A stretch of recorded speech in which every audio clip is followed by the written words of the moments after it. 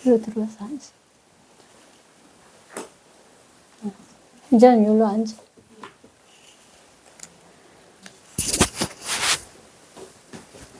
예,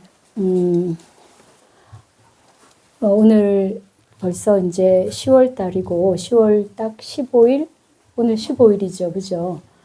벌써 가을의 중반에 들어섰습니다. 아직은, 태양빛도 강하고, 아직 낙엽도 지지 않고 그랬지만, 그래도 가을이 완연한 것 같습니다. 오늘 그 법회에 함께 하면서 가을도 끝나고 나면 저희가 이제 소리길 걷기 명상도 할 거고, 그래서 새로운 마음으로, 어떤 의미에서는 이제 한 해를 잘 거두어가는 시기이니까 그런 마음을 좀 차분하게 해보는 그런 시간이 되면 좋겠습니다. 오늘 할 내용은 보배의 경입니다. 수사니바타 두 번째 장 저희가 넘어갔죠. 그죠? 네. 자, 보배의 경을 쭉 한번 읽어보겠습니다. 여기 보배의 경, 여기 모인 살아있는 존재들은 땅에 있는 것이나 또는 공중에 있는 것이나 모든 존재들은 행복하기를. 그리고 주의 깊게 이 말을 들어라. 그러므로 모든 존재들은 귀를 기울이라. 밤낮으로 재물을 바치는 인간의 자손들에게 자애를 베풀어라. 그러므로 주의를 기울여 그들을 보호하라. 이 세상이나 저 세상에 무슨 재물이 있더라도 또는 훌륭한 보배가 청상에 있더라도 참으로 열애와 견줄 만한 것은 없다. 이 훌륭한 보배는 부처님 안에 있다. 이 진리에 의해 행복이 있기를. 집중된 마음으로 사가족의 성자께서 성취한 가래의 부숨, 욕망의 소멸, 죽음이 없는 최상의 경지, 그 가르침과 견줄 만한 것은 아무것도 없다. 이 훌륭한 보배는 가르침 안에 있다. 이 진리에 의해 행복이 있기를. 가장 훌륭한 붓다께서 찬탄한 순수한 삼매란 끊이지 않고 계속 이어지는 삼매라고 그들은 말한다. 이 삼매와 견줄 만한 것은 아무것도 없다. 이 훌륭한 보배는 가르침 안에 있다. 이 진리에 의해 행복이 있기를. 선한 분들에 의해 칭찬받는 내 쌍으로 되는 8분들이 있다. 바른 길을 잘 가신 분의 제자들은 공양받을 만하고 그들에게 공양한 것은 큰 결실이 있다. 이 훌륭한 보배는 승가 안에 있다. 이 진리에 의해 행복이 있기를. 오늘은 여기까지 우선은 말씀을 드려보겠습니다. 예, 사람들이 다 원하는 게 보배죠, 그죠? 금은보화, 재물이 많이 있으면 우리들이 여러 가지로 물질적인 편안함을 누릴 수도 있고, 또 보배 자체가 주는 아름다움 때문에도 마음이 흡족하고, 그래서 많은 사람들이 이제 보배를 가지면 되겠다. 가장 소중한 것이 보배다. 이렇게 생각하는데, 근데 이제 이 보배의 경에서 이야기하는 내용은 이미 여러분들이 본문을 들으셔서 아시겠지만, 부처님의 가르침, 그것입니다. 자, 그래서 이제 부처님께서 그 가르침을 왜 주셨느냐? 그거는 첫 번째 그 개송에 나와 있는 것처럼 모든 존재가 행복하기를 바라는 마음에서 말씀하셨습니다. 그래서 부처님 가르침은 모두가 병을 낫고 건강해지는 것처럼 고통에서 벗어나서 행복해지기를 바라는 마음으로 설법을 하셨어요. 그래서 사실 이제 조금 요즘 이제 다시 종교 때문에 전쟁이 있잖아요. 그죠? 그 불교가 평화의 종교다 이런 이야기를 하는데 평화를 사랑한다 그런 의미만 있는 건 아닙니다. 다른 종교도 다 평화를 사랑하는데 평화에 대한 생각이 좀 달라서 그래요.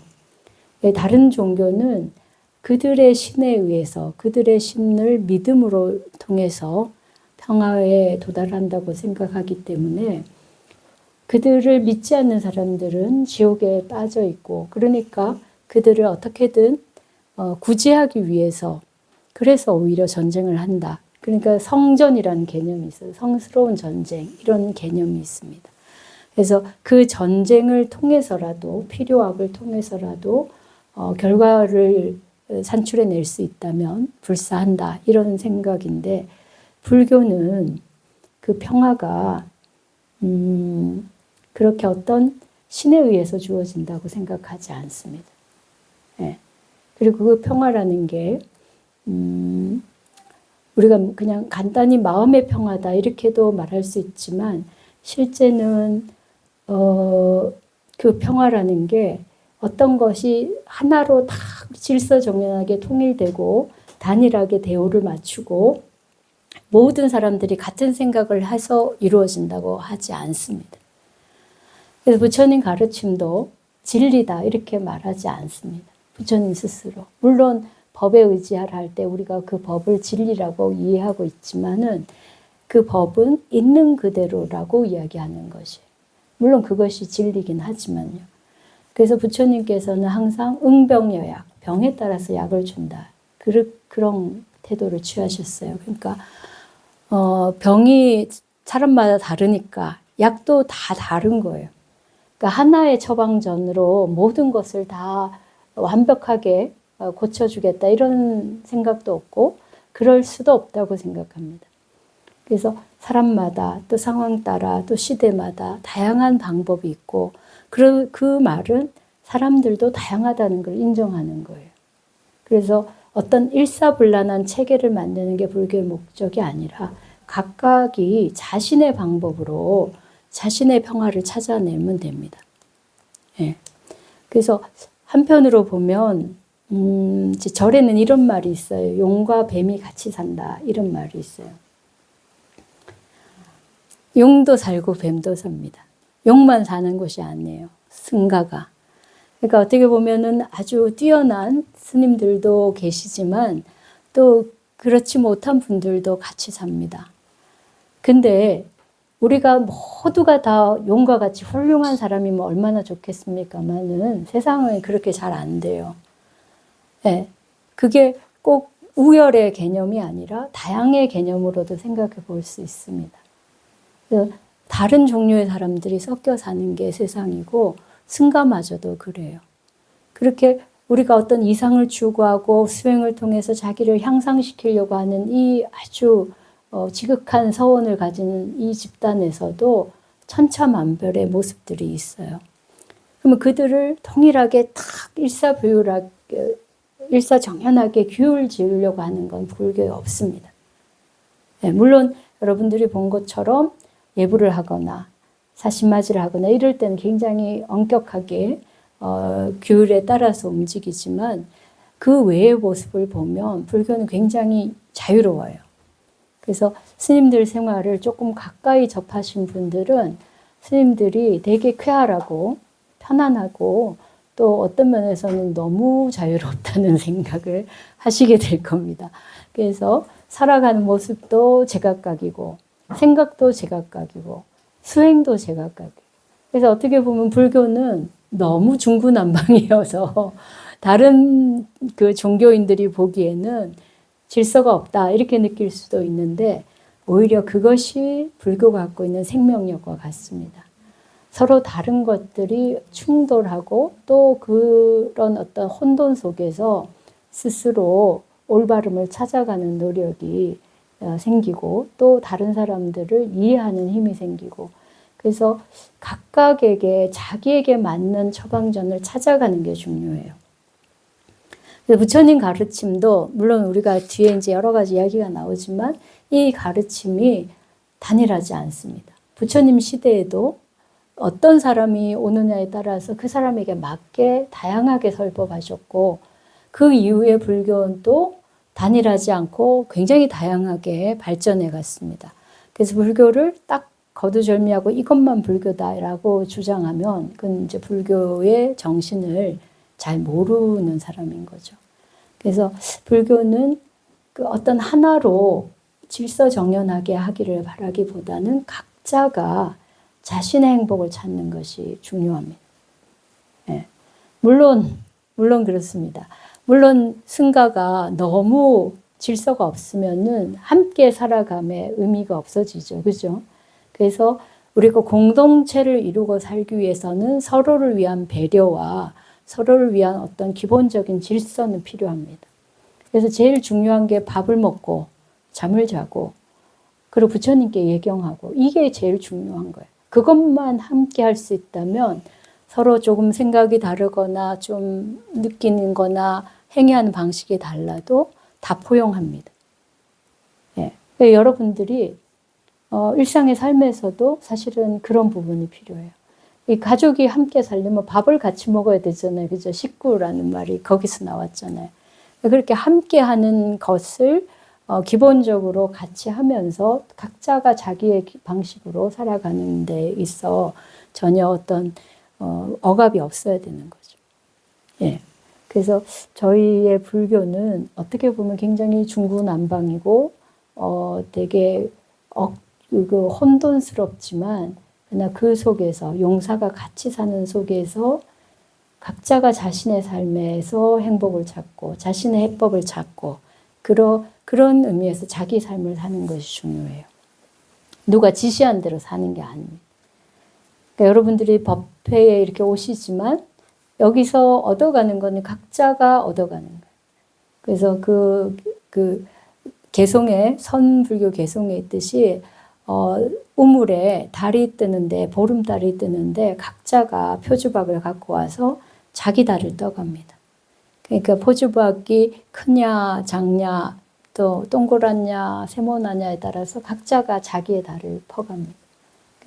그래 보시면 되고 그럼에도 불구하고 우리가 이제 열심히 이제 그 말씀을 들어야 돼요. 약을 쓰려면 의사의 말을 잘 들어야죠.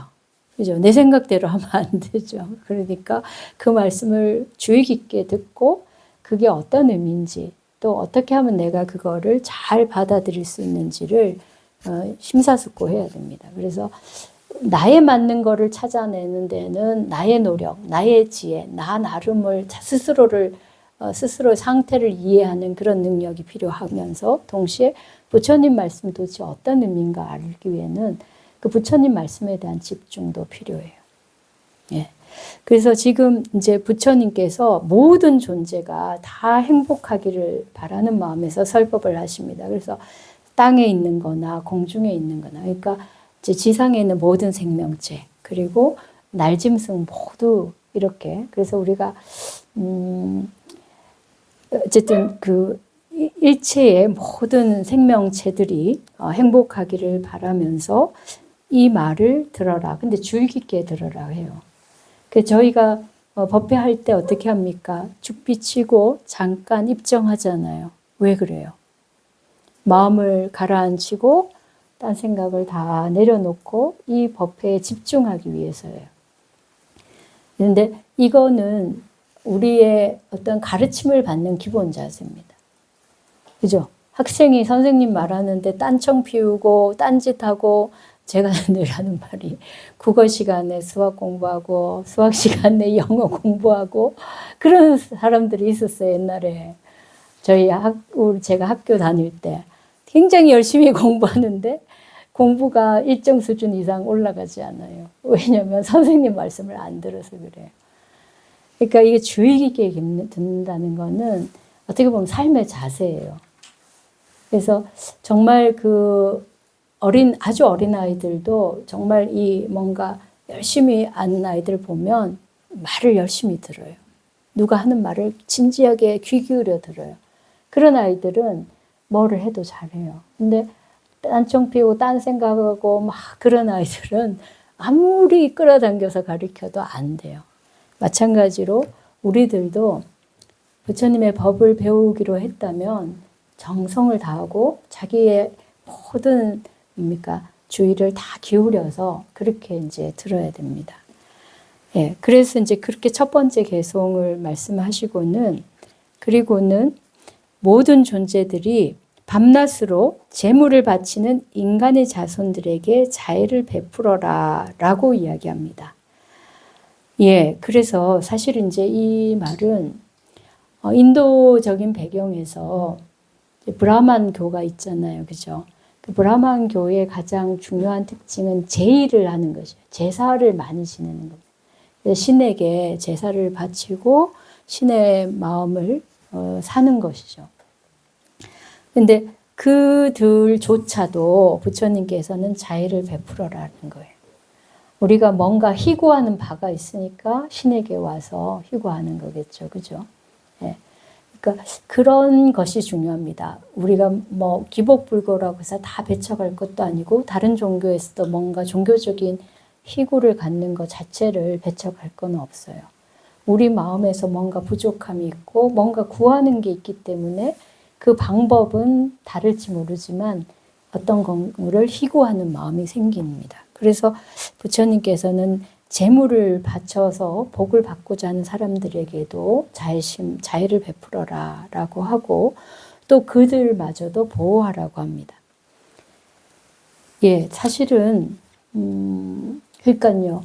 우리가 이제 이렇게 보면은 부처님은 종교적인 차이도 다 끌어안아서 그들조차도 다 보호하고 자애로 대하라고 말씀하신 거예요.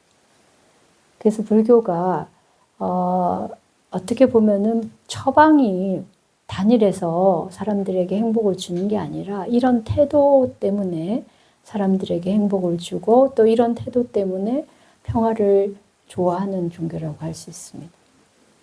네. 그러니까 나하고 다른 종교의 사람들, 다른 관심과 다른 욕망을 가진 사람들에게도 너그럽게 자유롭게 대하는 거죠. 사실 종교인들이 이렇게 되기가 쉽지가 않아요. 왜냐하면 자신의 신념에 굉장히 충실한 사람들이기 때문에 다른 신념을 가진 사람들을 허용하기가 쉽지 않거든요. 그죠? 네. 그래서 삶에 있어서 신념을 갖는 건 굉장히 중요한데 근데 그 원칙이나 신념을 좀 뭐랄까 그것만 고수하는 건 또 옳지 않는 것 같아요. 사람을 보고 그 원칙을 때로는 물리고 원칙을 때로는 변화시킬 수 있는 것도 필요합니다. 사람이 원칙이 없는 사람은 사람이 뭐랄까요? 그 마음의 중심이 없는 사람이죠. 그죠? 네. 그 자기 편의적이고 자기 이익을 위해서 자기 욕망을 위해서 뭐든지 할 수 있는 사람은 참 문제가 많은 사람이에요. 그래서 적어도 자기 삶의 원칙을 가지고 되는 것과 안 되는 것을 가려서 사는 거는 참 중요한데 근데 너무 원칙이 강력한 사람은 이 뭡니까? 사람들이 옆에 가까이 하기 힘듭니다. 그죠? 네. 그래서 그런 원칙이 아무리 옳더라도 사람들을 향한 원칙이어야 됩니다. 그래서 사람들이 어려움이 있다면 그 원칙을 변화시킬 수 있고 거기에 맞게 적용할 수 있는 그런 어떤 유연성이 필요한데 그래서 부처님도 계율을 정했는데 계율을 곧이곧대로 이거 안 지키면 안 된다 이렇게 하지 않으셨잖아요. 상황이 변화하면 그걸 바꾸기도 하고 사람에 따라서는 허용하기도 하고 이게 굉장히 뭘까 상황에 맞추어져서 굉장히 그 여러 가지로 가변적인 것이 불교의 계율이에요. 근데 사실 그게 더 어렵죠. 그죠? 우리 민주주의 국가에 왜 이 사법체계가 정연하게 돼 있냐면 그 판사가 필요하냐면은 케이스마다 판단이 필요하기 때문에 그래요. 만약 법을 일괄적으로 적용하면은 어떻게 돼요? 그러면은 옛날에 진시황 때처럼 그죠? 뭐만 안 지키면 다 문제 생기고 다 뭐 잡아들여서 사형에 처하고 막 그랬을 거 아니에요. 근데 그런 상황이라도 그 사람의 이야기도 들어보고 또 문제가 저질렀다고 하면서 국가적인 그런 질서를 지키려고 하는 검사 측의 이야기도 들어보고 그래서 서로 간의 이야기를 다 듣고 그리고 그 케이스에 맞게 죄가 있다 하더라도 그 사람이 상황이 어떠냐에 맞추어서 형을 정하는 것이죠. 일괄적인 형을 정하지 않고 그렇게 방어권도 주고 또 그 사람이 여러 가지 상황들을 참작해서 이렇게 형벌을 주는 거는 그게 상황에 따른 판단이 필요하기 때문입니다. 그래야 사회가 훨씬 더 유연하게 돌아가고 원활하기 때문이에요. 그렇죠. 그죠. 우리 행정하실 때도 그렇잖아요. 그죠. 뭐 법칙이 있다고 해서 그걸 그대로 밀어붙이면 훨씬 더 부작용이 많아요. 그래서 원칙이 있더라도 어떤 상황 속에서는 약간은 양보하고 또 어떨 때는 강하게 밀어붙이고 이렇게 하는데 우리들도 마찬가지로 불교를 어떤 불교의 가르침을 가지고 자신의 원칙을 만들어 가면서도 동시에 그 사람을 보고 또 상황을 보면서 그것들을 조율할 필요가 있습니다. 그러려면 현명해져야 되는 거예요. 지혜로워져야 되는 거죠. 예. 그래서 이제 그런 분들이 이제 어쨌든 우리가 행복을 주려면 그런 여러 가지 이제 것이 필요한데, 그러니까 뭘 원하는 마음만 있다고 되는 게 아니에요. 그죠? 내가 그것을 실현할 수 있는 그런 어떤 능력을 가져야 됩니다. 근데 두 가지 다 필요해요. 원하는 마음 없으면 아무리 능력이 있어도 아무것도 안 하면, 그죠? 소용이 없고, 원하는 마음만으로도 될 수는 없으니까 뭔가 할 수 있는 능력이 필요합니다. 바로 그 능력이 어디에 있냐면 부처님 가르침에 있다는 거예요. 예, 부처님 가르침 속에 처방전이 있으니까 그 약방문을 잘 보고 잘 배우고 주의 깊게 들어서 그것을 자기에게 맞게 실천하면 됩니다. 의사가 약을 주면서 그렇게 말하죠. 증상이 좀 변화가 있으면은 조금 적게 드셔도 됩니다. 말하잖아요. 그럼 그 말 뭐예요? 내가 판단하라는 거예요. 의사가 하루에 3번 드세요라고 했어도 증상에 따라서는 2번 먹을 수도 있고 그렇게 하는. 그게 이제 지혜로운 복용 방법입니다. 근데 사람들은 재물을 구하고 복을 구한 사람은 재물이 이제 행복을 주는 것이다라고 생각하는데, 제가 이런 이야기 많이 했죠. 그죠? 부처님 가르침이 재물이다. 실제로, 불교 공부를 많이 하면은 지혜로워지면 자기가 먹고 사는 문제는 해결할 만큼의 능력이 생깁니다. 어딘가 사로잡혀 있는 사람들은 거기에 급급해서 그거 아니면 안 된다고 생각하는데, 지혜로운 사람들은 때로는 놓고 때로는 또 빨리 행동을 취하고 이런 것들을 자유롭게 하기 때문에 훨씬 더 세상에 더 잘 살아갈 수 있습니다. 뿐만 아니라 이제 새로운 종류, 다른 종류의 행복을 알게 되는 거죠. 우리가 물질적인 만족에서 오는 행복보다 더 소중하고 더 채워지는 그런 행복을 알게 되는 거죠. 그게 이제 부처님 가르침이라는 거예요. 그래서 이제 그 다음 225 개송에 나온 것처럼 그 성자께서 성취한 경지를 우리도 성취할 수 있다는 겁니다. 바로 그 사카무니, 사카죽의 성자께서 성취한 게 가래를 부수고 욕망을 없애고 그리고 죽음이 없는 그런 경지에 도달하는 게 그게 최상의 행복이고 가장 우리가 원하는 바라는 거죠. 그죠? 돈이 아무리 많아도 죽음을 없앨 수는 없고 가래도 없앨 수는 없어요. 그래서 얼마 전에도 우리 이제 행자님하고 그런 이야기 했는데 돈 많다고 행복하면은 그죠? 우리는 이제 돈이 없으니까 돈이 더 많았으면 하고 바라지만 돈이 있는 사람은 돈 때문에 괴로운 사람도 많습니다. 네. 그리고 그 이유는 우리가 이제 가래가 있기 때문이고, 그래서 모든 문제가 해결이 우리가 이제 세속적으로 바라는 그런 어떤 수단들을 통해서는 다 되지 않아요. 그러니까 돈으로 다 되는 것도 아니고, 또 명예로 되는 것도 아니고, 또 권력으로 될 수도 없습니다. 그래서 이러한 것들은 왜 그러냐면 유한하기 때문이에요. 유한하고 특정한 영역에서만 작용할 수 있기 때문에 그렇습니다. 근데 부처님의 가르침은 모든 것들을 관통해서 다 적용할 수 있고, 그리고 좀 더 근본적인 해결을 주기 때문에 그렇습니다. 그게 뭐냐면 우리의 가래와 욕망이 없어질 때 우리가 원하는 바가 생긴다는 거죠. 예. 근데 이제 여러분들이 불교 공부하면서 새로운 가르침을 배우면서 오는 즐거움과 뭔가를 알므로써 오는 즐거움도 있지만 그 다음 더 중요한 거는 내가 체험한 즐거움이 있어야 되거든요. 내가 이거 해봤더니 정말 좋더라. 내가 스스로 느끼는 바가 있어야 돼요.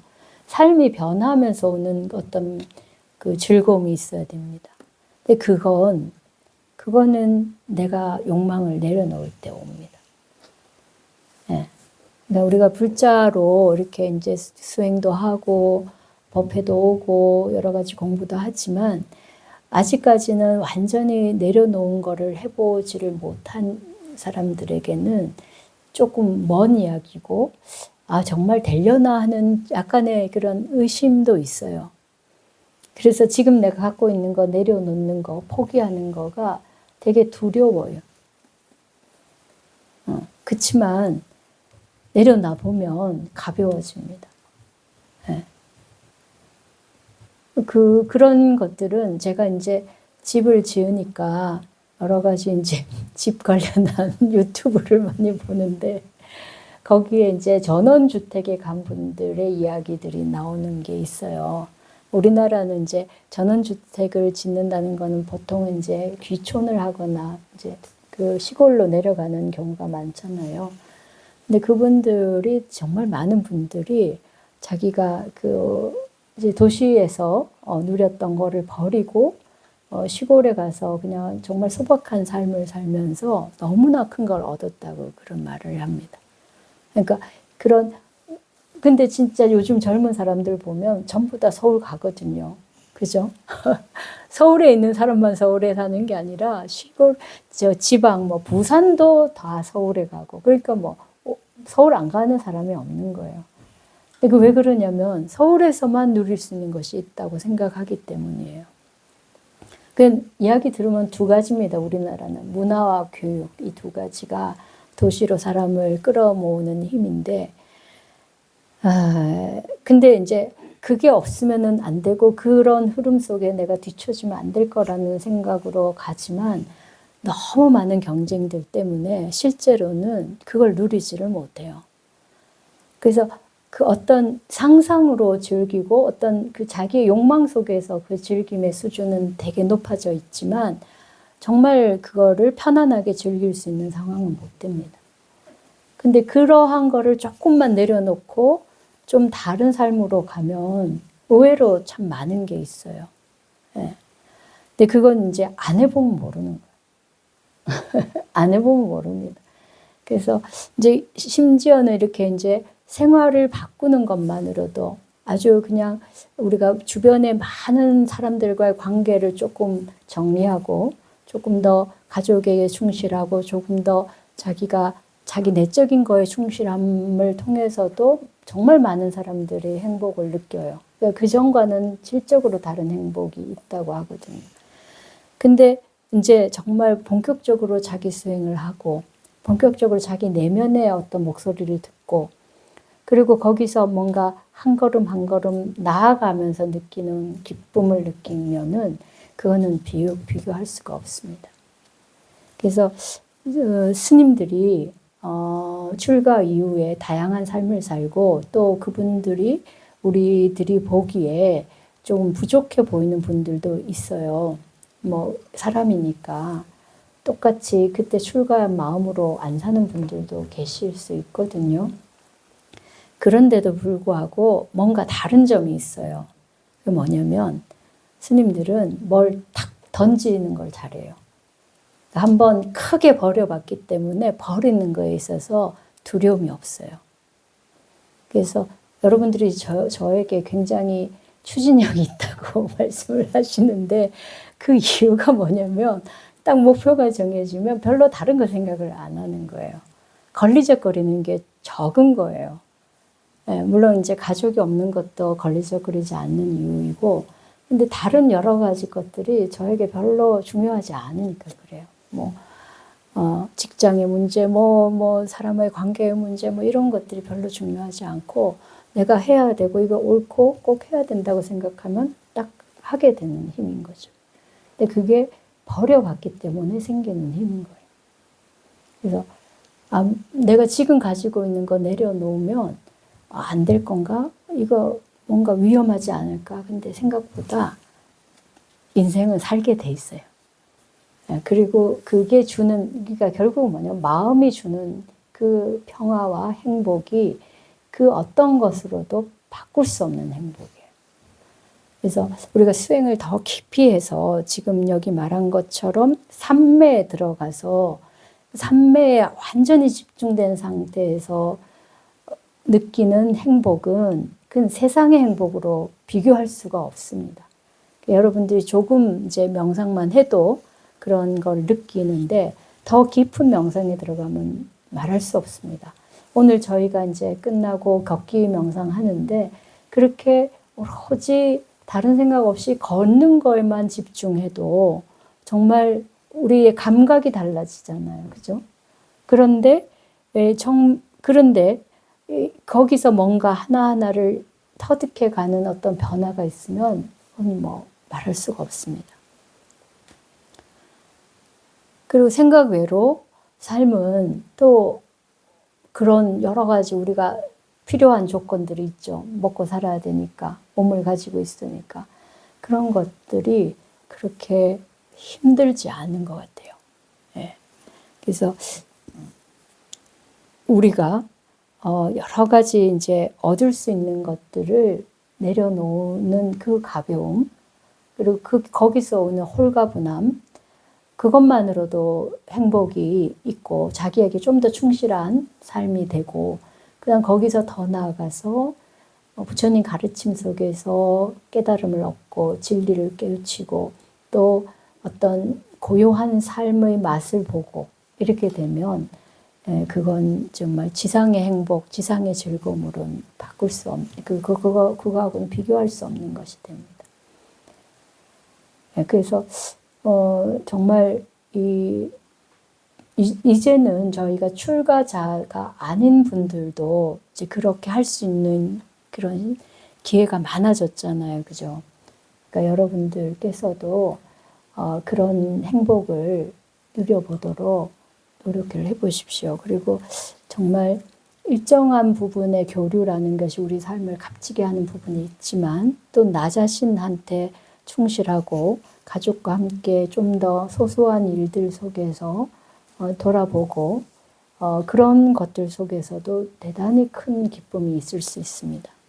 그래서 여러분들에게 여기 보배경 부처님 가르침 속에 이제 그 길이 있어요.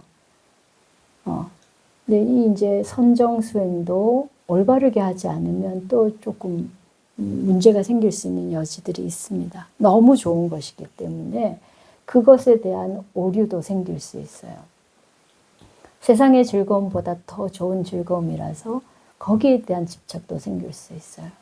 그래서 항상 부처님 가르침을 지남철로 삼아서, 지남으로 삼아서 거기에 맞추어서 내가 지혜롭게 나에게 맞게 그 가르침을 섭수해 가면은, 그러면은 우리들에게 이 보배와 같은 행복이 주어집니다. 그리고 여러분들이 여러분 자신의 그 변화를 위해서도 정말 마음으로 염원하고 또 열심히 배우고 수행해야 되지만 또 그렇지 않은 다른 사람들의 그런 변화를 위해서 또 그들의 행복을 위해서 설사 이 길에 같이 가지 않는 분이더라도 그들을 위한 마음을 내고 그들의 행복을 기원하고 하는 것은 매우 중요합니다.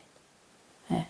우리는 결국은 같이 살아가는 존재들이고 나만 이 수행에서도 옳은 건 없어요. 아까 처음에 말씀드린 것처럼 처방전은 각각에게 다 다르게 가니까 그들의 삶의 방식으로, 물론 이제 헤매는 사람도 있고 여러 가지 문제에 빠져 있는 사람도 있겠지만 그러나 그들 나름의 노력과 그들 나름의 방식을 존중하면서, 그러면서 그게 또 자기를 비우고 자기를 내려놓는 길이기 때문에 필요합니다.